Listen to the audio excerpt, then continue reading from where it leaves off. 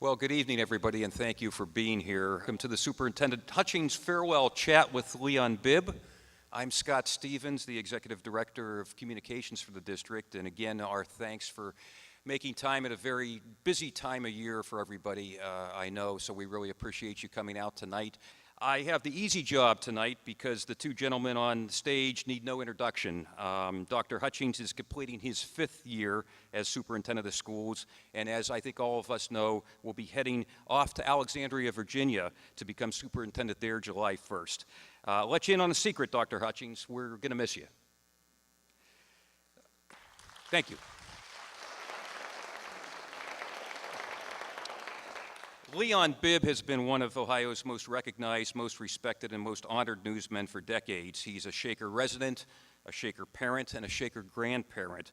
He's a great friend of the Shaker schools and a great friend of ours. Leon, thank you for being here. Before we begin, I want to recognize several guests. Mr. Bibb's wife, Marguerite Bibb, is here tonight. There, she's back there. Our Vice President of the Board of Education, Mr. Bill Clausen, and his wife Jennifer are here tonight. Bill. And Councilman Sean Malone from the City of Shaker Heights. Thank you, Sean, for being here. I'll turn things over to Mr. Bibb. It's a pleasure for me to be here and to be with Dr. Hutchings, Greg Hutchings, who literally lives down the street. Well, not too far from me. That's right. You live on Parkland. And then Marguerite and I have lived on Norwood for many, many years now. Our girls have grown up in the school district, so it's a pleasure to be here. So when they asked me if I would do this, I said, yeah. So how are you doing? How's it going for you right now? What are you feeling right now? Anxiety. No, we've been ripping and running. You know, May is probably the busiest month of the year anyway, but I'm also doing moving plans and, you know, in my own personal life and just trying to meet and talk to everybody who wants to say farewell. So it's been quite busy. I mean, you see this as another chapter in your life. It right, is. Greg? Yeah. And how's the family taking all of this? So, you know, the kids are excited. They think that we're going on vacation. Because when we go to DC, typically we're on vacation. And I'm like, we're not going to be going to the Smithsonian every day. This is where we're going to live. So you're going to start school there in the fall, and hopefully you'll make some new friends. But they're really excited, and my wife, she's happy to get, you know, back closer to her family. Yeah. You've been on the job. This is 5 years for you. You came in 2013. 5 years, yes. I just told somebody today that, you know, this has been the best 5 years, but 15 years of my life. Okay. It takes its toll. It takes its toll. I look so much older than I did in 2013. Well, we're going to take a look at some pictures. A lot more grays in this beard. We'll take a look and maybe we'll find a picture in my folder here of you in 5 years. If you look at that Shaker Life magazine, you'll see I look so young and youthful. What surprised you? I'm old and gray. My wife told me I'm more handsome, though. When you took the job here 5 years ago, what surprised you about the district? What surprised you about the job? You know, I mean, this was my first superintendency and really the only superintendency I applied for. So I was fortunate to get the job the first time. And I think I was more so surprised, you know, Shaker, one, it's a wonderful community. And I was a little overwhelmed because it was so close-knit. I felt like I couldn't walk anywhere. Like, I didn't expect that coming in. I went to Heinen's, and people were like, oh, you were on the Shaker Life magazine? And I was like, oh, yeah, I don't know who you are. But everyone knew who I was. So that was, I think it was an adjustment for me as well as my family when we moved. But it was really exciting to be back, though, or to be here. In 2013, one of the first things you said you wanted to do was you wanted to visit every classroom in every building during the first 90 days. That's right. Did you make it? And I made my goal. I sure did. What did you find? What did I find? You know, one thing that I found that was a little surprising to me, I found some really good teaching. So first, let me put that out there, that, you know, I saw some great teaching that was happening in classrooms. I saw a very diverse student population. I think I was really surprised, and I still recall when I came to the high school, and we actually walked into a classroom and it happened to be all African American.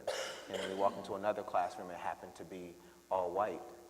And that was something that was really shocking to me, because when I researched Shaker Heights and the schools, and I heard that this, we're a community that's known by the schools it keeps, and we embrace diversity, that we still had some of the challenges that many schools across the nation are experiencing. So that was really shocking for me during those visits into classrooms.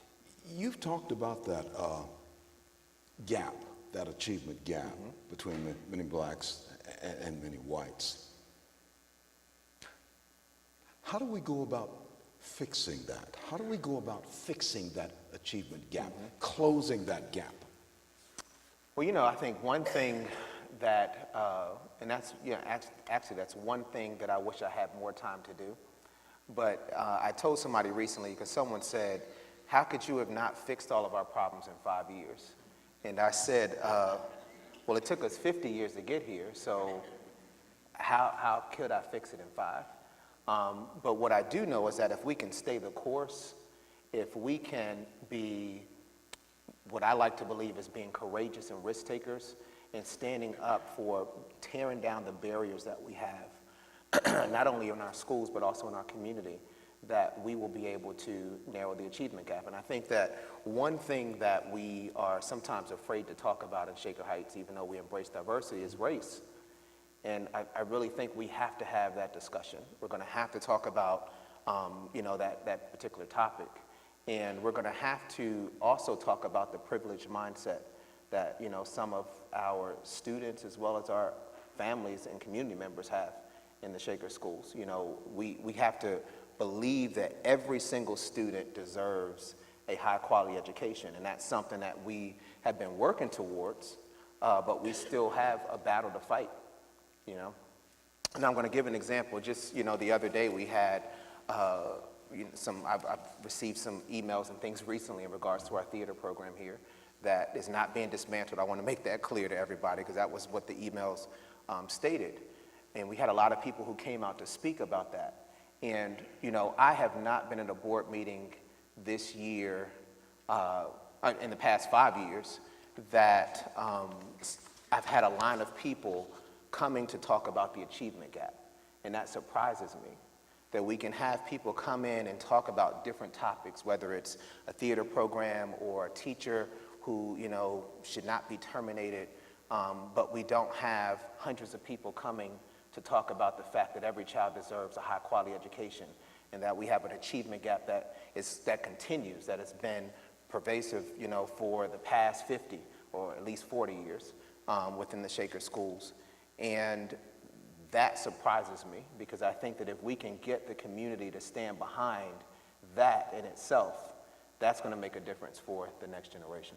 Do we dance around? Do we dance around the subject of race in Shaker Heights? I mean, I think it's not about what I think. Do we dance around the subject of race in Shaker Heights as we dance around it perhaps throughout the entire United States? I think we do. At first, I assumed that, a place like Shaker, that we, in some ways were immune to what the nation was facing, in regards to race.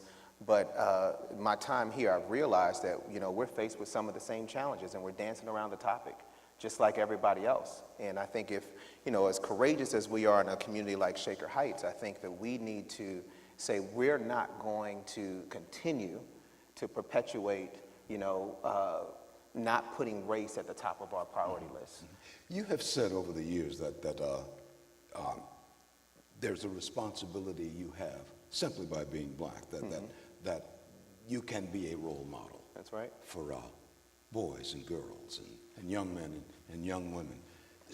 Speak to that, to this audience of why you feel that way and what makes you feel that way.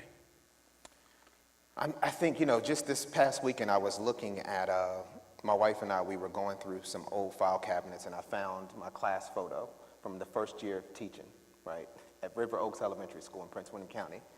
And I think that was the moment when I looked into, the eyes of all my students in my classroom, that I realized, I'm a role model. I'm now an educator. And I have to live my life to make sure that I'm being an example for young people. And I remember that day, you know, I can remember it like it was yesterday. And I've always stayed true to that.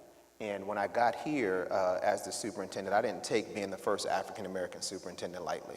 I mean, it's a huge endeavor. I don't know if I want to be the first African-American anything in the future, because it's hard, it's tough. It's hard. You know, it was a tough job, I think, because it brought some challenges that, you know, our community has never been faced with. You know, having an African-American lead the schools. So get back to your question, because I was about to get off task. Like I was about to go down a whole nother path. What got you to the point of realizing that I you was a were role model? model? Yes. So I think becoming an educator was the #1 thing, honestly, that made me feel like I needed to be a role model for young people. And the responsibility of being an educator and educating the next generation, it's a huge endeavor that I don't take lightly and no one else should. And I think that, especially with our young African-American children, we don't have, and I can't say we don't have a lot of African-American, you know, role models, because we do, but we don't have a lot of African-American superintendents across the nation that's showing not just African-American children, but all children that, you know, we can receive the highest degree possible. We can lead school districts. We can teach young people. And I think that's my responsibility, so that's why I take it so seriously. Let me take you back a few years to that first teaching assignment you had. 5th grade. 5th grade, yeah. You had. You were given your first assignment right out of college. That's right. At Old Dominion. Old Dominion. Read my bio.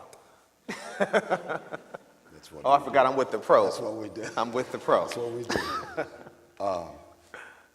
Your first classroom itself had no windows. Yeah. It was a storeroom that they put you in, and many of the students you had were students other teachers did not want. Yes. How did you feel, and how did that prepare you for where you are today? You know, I think it really pushed me to be the best that I can be. It made me a lot more compassionate. When I think back at that moment, you know, when I had the students, I felt like when teachers gave me some of the kids that they didn't want in their classrooms, I was in my mind thinking, oh, they set me up for failure, because I had started that year in October, so school had already started. So not only were kids taken from their classes, they had already had relationships with their classmates. So they were crying on the first day coming into my room. And I was just thinking, like, you know, wow, am I going to be able to teach these young people? But I was able to overcome that obstacle, and I think what it taught me was resiliency, and it let me realize that anything is possible. Anything that you put your mind to is possible. And I still use that today. Is this a bittersweet moment for you, to leave Shaker and to go to your hometown? I mean, the sun comes home, your school district, where you grew up in Alexandria. Of course, you have feelings, emotional feelings about that. I would imagine you have emotional feelings about Shaker. Is this a bittersweet moment for you, this transition? Absolutely. For you and Cheryl, your wife? I think it's definitely a bittersweet moment. We have 5 years of, you know, my career have been dedicated to the Shaker schools. And we're still excited about, you know, like our home, our church, our friends. You know, our kids are also in the schools and they're receiving a high quality education. And the fact that we've made the decision to let that go makes it bittersweet, because we were comfortable, we were happy. You know, we love taking our walks, you know, around the block and talking to folks. But there's no place like home.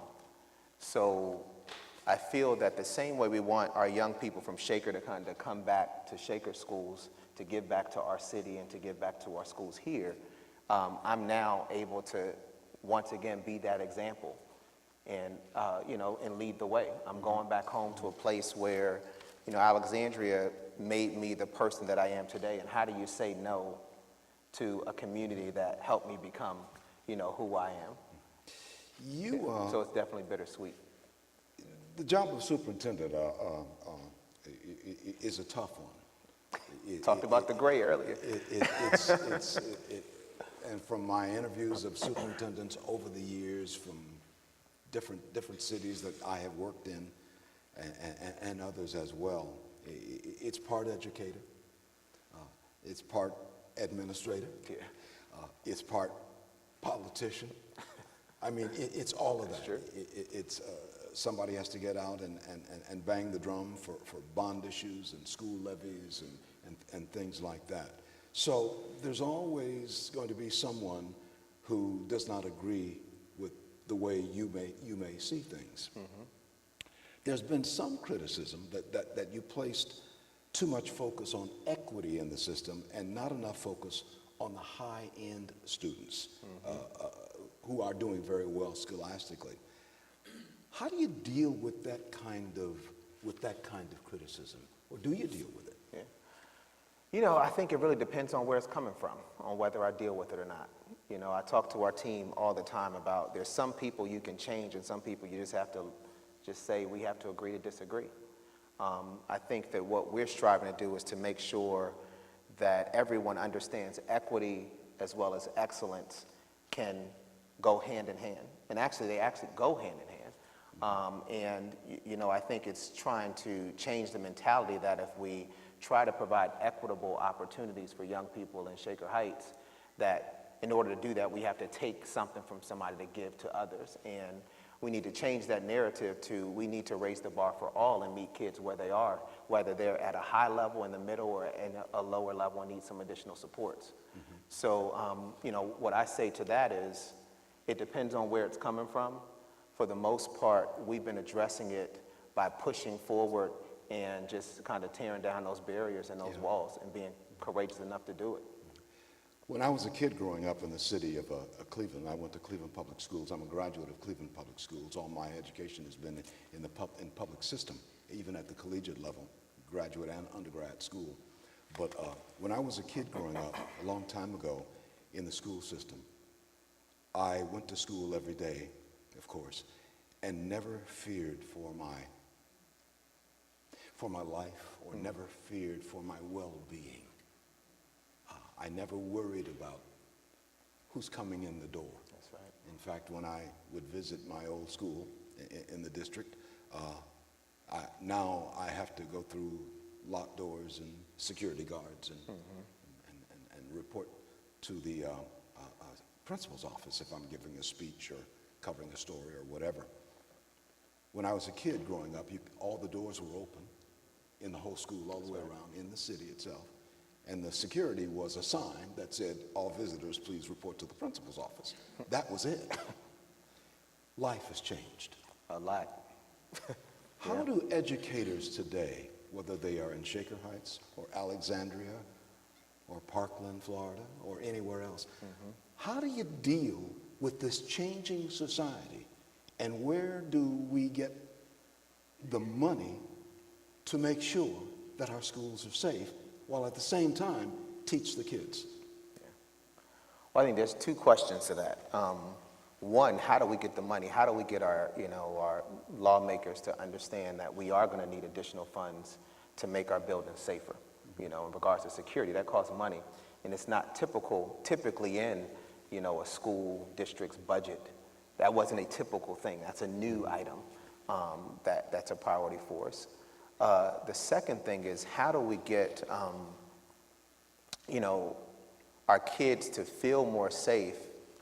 It's a tough question because, in society right now, I think of even when I was growing up, my experience is very similar to yours. I know we're in different generations, but, we didn't have to go through metal detectors, and we didn't have cameras everywhere, and we weren't afraid that an active shooter was going to come into our building to harm anybody. There had never been a school shooting that we were aware of for my generation. So I feel that society has changed so much, and how do we get lawmakers to begin to ban weapons in this country? And I know some people say that that shouldn't be a school topic, but it's impacting our schools and it's impacting our young people. So as educators, we need to start speaking up about that. I also think that many kids today, because they're faced with so much violence and they're afraid sometimes to come to school, that's contributing to a lot of the mental health issues that young people are experiencing. We're starting to see on the rise, and I was just talking to I have a teacher brown bag where it's teachers who meet in the schools, and we were talking about the increase of young people with just social and emotional issues that are stemmed from their environment or fear. And the sad thing is that as a superintendent or even as a teacher, we can't, or as a parent, we can't promise, our young people that they are going to be safe. Like, we can't make that promise. We can say we're doing everything possible to make this a safe learning environment, but we can't promise nothing's going to happen in our schools. And that's a battle that I deal with every day. I think that's probably one of the toughest parts of the job that keep me up. And you will have to deal with that when you get down to it. I will have to deal with that in my hometown, too. Everybody's dealing with this. Everybody's Superintendents share this information back and forth about their inward feelings about their school districts. We do. I'm a part of a group, the National Superintendents Roundtable, and we talk about this topic all the time because, everyone looks to us as being the superintendent or the CEO of the organization. We should be able to say nothing's going to happen, but we can't say those words. We can say we're doing everything we can, and it's difficult, to have to deal with that and to hold that. Yeah. Some at the national level have suggested that some teachers be armed. How do you react to that? Well, You hear it all the time. I hear it all the time, and I say no, thank you. Our teachers, it's just like having kids being armed. I'm not saying that the teachers are like kids, but we are human beings. We're not trained to, to have weapons in schools. We don't go into teaching to carry guns. And, I say, this is my personal views, shame on teachers. Any teacher that believes a gun in a classroom is okay. Accidents happen. And what happens when somebody who doesn't, have good intentions gets a hold of that gun and harms people in that classroom? So now you're bringing those weapons right into the school, everything that we're trying to ban from the school. So I'm very adamant about teachers being armed in schools, but I do believe that we should have police officers and security officers in our schools the same way we do, in any other public area. What do you think about the teachers who have gone on strike in Oklahoma and was it Arizona and other places like that? Our teachers, we may have some here today. Yeah, we have some out there. Are they underpaid? Well, I think that our teachers, is anyone ever paid what they're worth? Is the big question. And that's the real question. Is anyone ever paid? Like, can you put a value on what you do? So I think there's always room to grow in regards to teacher pay, as well as teacher recognition. I feel that there was a time when teachers we were looked at as, celebrities, and we were like doctors and lawyers.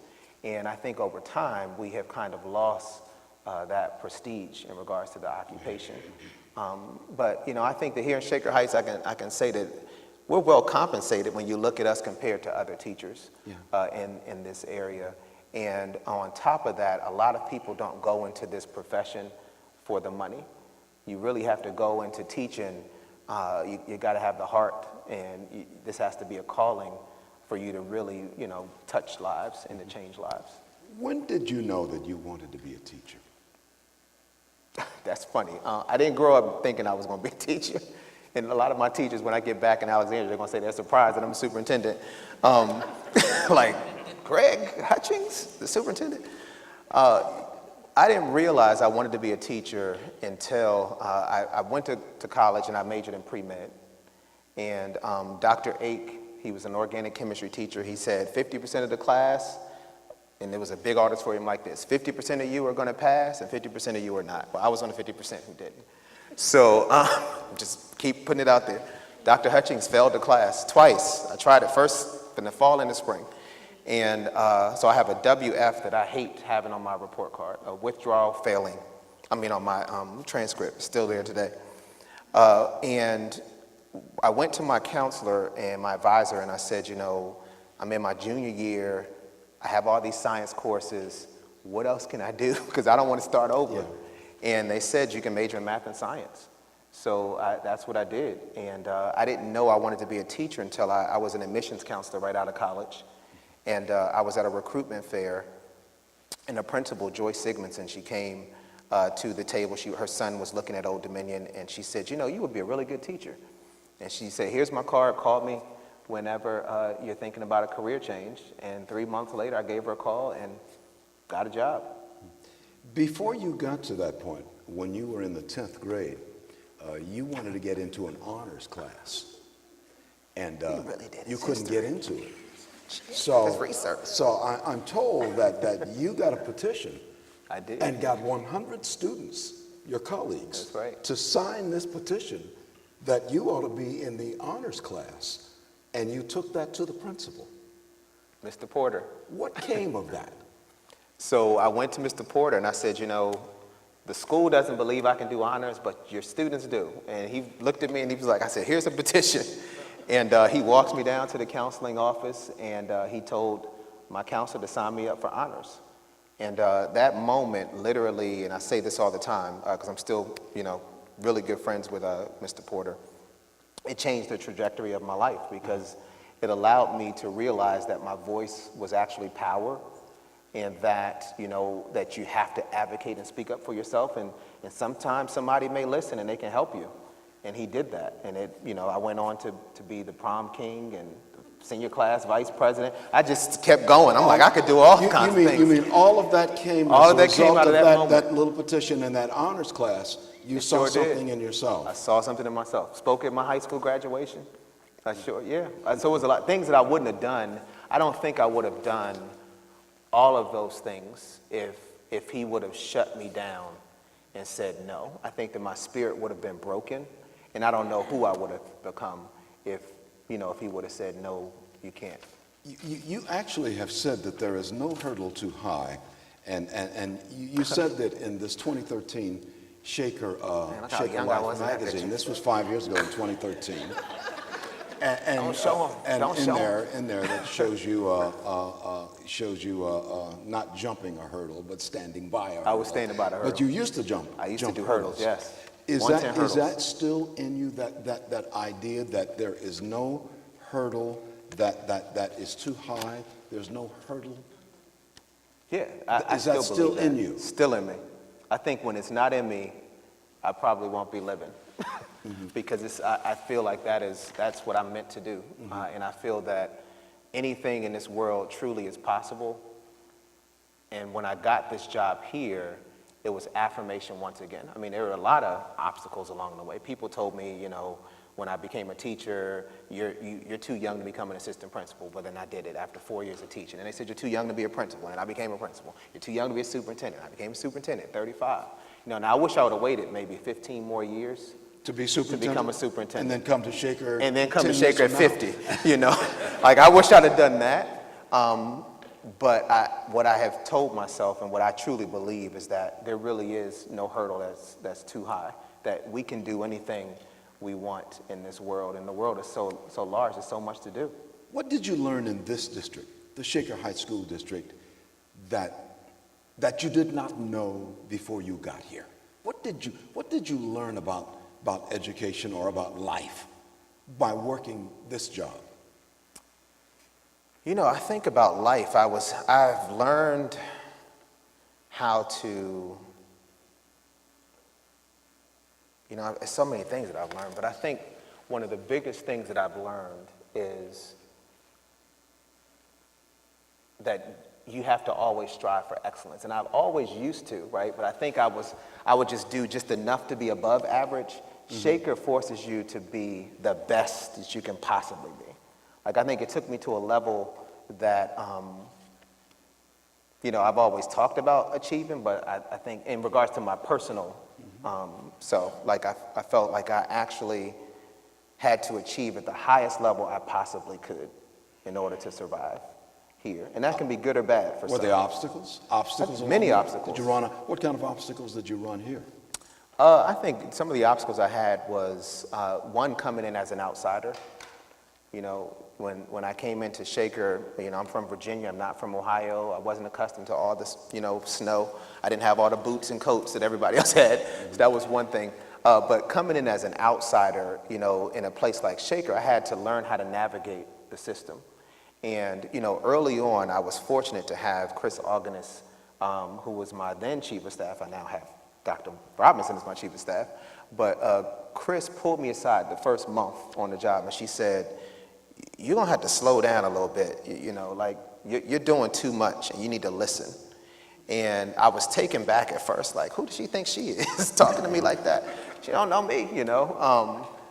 But I'm glad that I listened to her. And what I had to do was I had to slow my roll a little bit, and I had to really just listen. And the more I listened to, you know, our parents that sometimes we say are too pushy, or, you know, they want, as I listen, I'm thinking they just want the best for their kids too. And, you know, I had to start hearing people out and not jump into conclusions and making judgments. And that was something that was new for me. I mean, when I became a superintendent, I was 35, so I was still kind of, I'm still growing even now, but I wasn't like a seasoned professional. And Shaker forced me to become the ultimate professional in regards to learning how to filter and to bite my tongue, to not say everything that because the younger me would just say anything that came to mind. If somebody got on my nerves, I would say it. You can't do that as a superintendent. You know, everybody's watching. It's a fine line. It's a fine line. That I wouldn't have made it to 5 years in Shaker if I said everything I wanted to say. That you have to walk. It's a fine line. It's a fine line. And that force, I think that Shaker has forced me to do that. Even with, you know, presenting myself and things that I talk about, or how I tackle, you know, issues. Shaker has helped me just be more refined. Mm-hmm. Did Cheryl, your wife Cheryl, help you with that? She started the journey, yes. Cheryl, she had a diamond in the rough. Mm-hmm. And I told her that when we met. I was like, you know, I'm going to take you into this wonderful world, and are you ready for the ride? And she was like, yeah, she liked that, but she didn't realize I was going to move to 5 places, have these different jobs. Yeah. So I always have to remind her, remember I told you I was going to take you around the world. But Cheryl, my wife, she has definitely made me the man that I am. And I always thank her for that, because I really had nothing to offer her other than I love you when we met. Mm-hmm. She has already started her career. I was a super senior in college. She was working for PricewaterhouseCoopers and driving a new car and had everything. And I was thinking, wow, I hit the jackpot. And I have nothing to give you. Like, I'm looking for Tuesday night, you know, wing night for 5 cents, wings. So for her to be able to, you know, say she saw something in me and she helped me kind of be the person I am. And she also keeps me humble. Like, my wife will not allow me to ever think that I'm bigger than anything. Like, she will bring me down and say, you know, you were not all that. Mm-hmm. And you can't have a big head, you can't be arrogant. So she calls me out. She'd be there. Is she there for you at the end of the work day in Shaker Heights, when you deal with all the things that we've been talking about today? She gets to hear my voice every night while she's falling asleep, because she falls asleep on me every time I'm talking when I come home. But yeah, she's so yes. You talked about taking her to various jobs and all of that. Of course, now you're going back to Alexandria, and which is a suburb of Washington, D.C., which sets up this question. You've always said that you would like to be the United States Secretary of Education. That's right. Why? To change the world, change this country. You know, I think that we have not had U.S. Secretaries of Education who genuinely wanted the best for every single child. I mean, I think a lot of people talk a good game, but action speaks louder than words.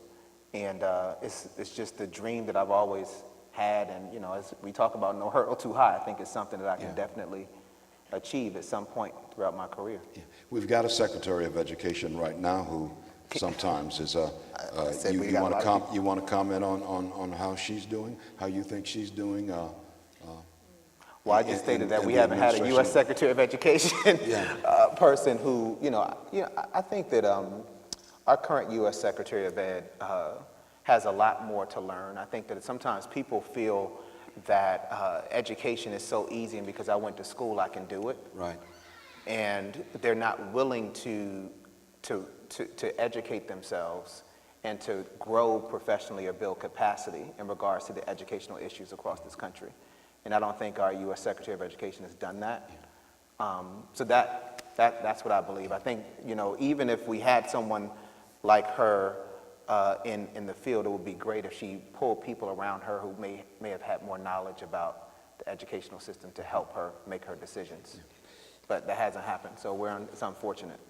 As you travel around the country and representing this school district, Shaker Heights, what do you hear about us? What is said of us, or is anything said of us? People are always excited that I work in Shaker. I meet somebody everywhere I go, literally, who's from Shaker Heights, because I always have on like a Shaker t-shirt when I'm traveling. Well, my dry fit Nike shirt that I got from the basketball team. So I wear the same one all the time on the airport. But people are always really excited about the fact that I'm from Shaker. People believe Shaker Heights to be a place that truly embraces diversity. And, you know, in the educational world, everyone talks about us in regards to the achievement gap. So we're really known for that as well. So I hear a lot of positive about Shaker Heights. We can close that achievement gap. We began talking about Yes. that, and here we are back again. We can close that achievement gap in this city, in this community right here. I still believe that, yes. I still believe that we can close the achievement gap. I still believe the comments I said when I first got here. If any place I can do it, it is Shaker.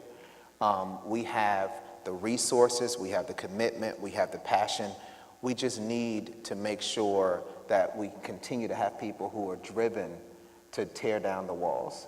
And we need people to be, you know, a little more open-minded and realizing that equity and excellence can live under the same roof. And we need people to not feel as if something is being taken away to help another. Because, you know, in Shaker Heights, we talk so much about how we care about our young people and we want the best for our young people.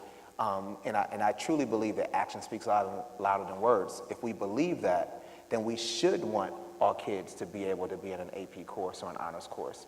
We should want any teacher to be able to teach our enriched language arts or to be able to teach our enriched mathematics course, whether you have a gifted endorsement or not. If we have a solid curriculum in this community, anybody should be able to teach it. Our teachers are competent individuals. And that's something that, you know, I think that we don't talk about enough in Shaker. We just got to push them a little more to make sure that every child gets that same experience. Is it a hard push? It's a hard push for some. I mean, this is supposed to be a real conversation, so it is a hard push for some. Not all of our teachers, but some of our teachers, or it's not that they don't want to, they may not know how to. And I think they have to be open and willing to say, well, show me how. Show me how to meet the needs of these students. How do you get that to take place? How do you get those teachers where you want them to be? You know, I think that one thing we're doing that we're continuing to work on is our professional learning department. So that's building capacity in regards to cultural competency, in regards to mastery of objectives and different instructional practices in the classroom. But at the end of the day, it really is, do you have the heart? Do you have the willingness to do whatever it takes for every single student? And then how do you check your biases at the door? Because we all have them. I have them, you know, I'm sure you have them, and everybody else out here has them. We have to be, you know, willing to say, I'm going to check my bias at the door. I'm not going to look at a particular student or because they've done a particular thing and already size up where they can go and what their potential is. And once we're able to do that, anything is going to be possible here. You came from your childhood. You came from a single parent home. That's right. What did and I know you lived with your mom. You lived with your, what did your mother say to you when she sent you off to school that still sticks with you today? Sent me up to college? Sent you off to public school, to elementary school, to middle school, to high school. I think my mom, she just always told me to be the best that I can be and to never be afraid. Did you know that you could be the best that you could be? Did you believe it then? I think I did. You know, I believe that. I don't know if I knew that, you know, in kindergarten, but I think that I had my mom pushing me, and then I had, you know, educators like in kindergarten, Miss Murphy, and then I had in second grade Miss Lewis, and then I had Miss Johnson in sixth grade. So I had all these, and they happened to all be African American women, you know, throughout my K-12 experience. So I had different deposits that were made from other people as well that made me eventually believe that I could. But I can't say that from the beginning I believed that. And that's completely. but that's what we're trying to instill in this district right here. Yeah. And that's why I know that from my own personal experience, that teachers can make the difference. You know, when I think about the fact that I can name my kindergarten, my second grade, my sixth grade, my 10th grade teacher, and then Mr. Porter, you know, he's a white man, but Mr. Porter, the fact that I can name those educators that were in my life, that touched my life and have made me become who I am today, it just validates the power that teachers can have in a positive or negative way. And that's why it's so important for us each day that we walk into a classroom, that we give 100% and that we believe in our kids, even when they do wrong. And I had to learn that even more. I don't think I was as patient as I was as my first year teaching, because I didn't have children. I was 23, and I still remember the kids. I used to be like, "Why are you all so bad? Stop!" you know. So I probably would have gotten fired, you know, if I worked for myself today. But I think it's important for us to just believe in our kids and to have that patience, and to know that they're going to disappoint us sometimes, but they will eventually come around if we keep investing and depositing into them. Yeah. You came to Shaker Heights from Alexandria. You're going back to where you were assistant superintendent and a teacher there. Well, you were a teacher there. I wasn't a teacher there, but you were assistant I superintendent. was a director. They didn't have assistant superintendent, but I was. Now you're going back to that community, leaving this community. What does Shaker Heights have, the district, and perhaps the city as well? What does Shaker Heights have that we may not realize we have, which is good, which is positive? What does Shaker Heights have that we may not realize we have? I think that we may not realize that all of our kids have gifts.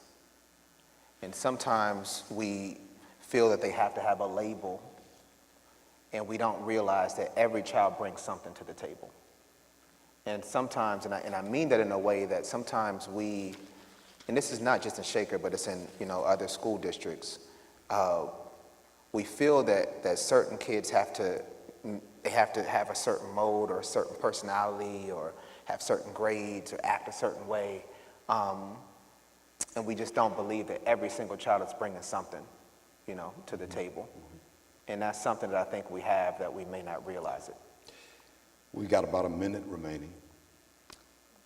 Every president in recent memory of the United States, when leaving office, has left a letter or a note in the Oval Office for the incoming occupant of the Oval Office. What advice would you have for whoever it is who will replace you here in Shaker Heights as you leave? I think the number one thing is that they're inheriting a wonderful team. I believe in the team that we have here. We have some great principals. We have wonderful teachers, excellent students. And my recommendation to them, or my advice to them, would be they just really need to listen and to learn about what Shaker is, and not to come in and believe that what you've done in other places is going to work here, because Shaker's a very unique place. It's not a place where it's a cookie cutter. It's not a cookie cutter community. So you really have to customize it or Shakerize it, for the Shaker schools. And I think that's going to be the best advice for him or her who will take this seat. And I think that this has been, I always say it's been the best 5 years, literally, of my career. And it's also been the most challenging. But I'm leaving here a better person, a better leader, And I feel like I contributed to some of the lives of our young people that are here. So I hope that the next person will come in and be just as selfless. Because once you get to this level, you can become a selfish person because you, quote unquote, have power. But check the ego at the door at Shaker Heights or anywhere. Check the ego at the door because it won't get you far in this community, because we got a lot of powerful people who are very smart and who can see through games and people who are not truthful or people who are not dedicated. So you got to come with your A game, you got to come with your heart. Ladies and gentlemen, Dr. Greg Hutchings, Superintendent of Shaker Heights.